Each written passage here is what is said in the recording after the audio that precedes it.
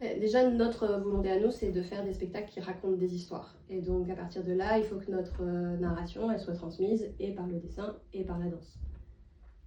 Donc derrière, il y a un relais qui doit se faire entre les deux formes. Ouais, qui sont complémentaires. Donc après, nous, on travaille dans l'écriture à essayer d'avoir le plus de variété et que ce soit jamais redondant.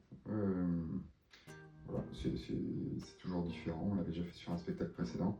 Donc il y a plein d'options, il y a plein de choses à découvrir. Mais je pense qu'on n'a pas tout épuisé encore.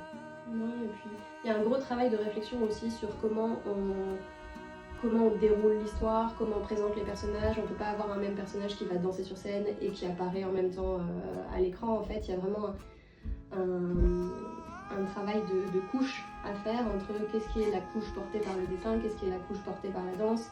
Sur le premier spectacle dont parlait Guillaume, on avait aussi de la musique. Donc pareil, à quel moment la musique, si jamais il y a des paroles, elles interviennent pour que tout fasse sens sans surcharger le regard du spectateur.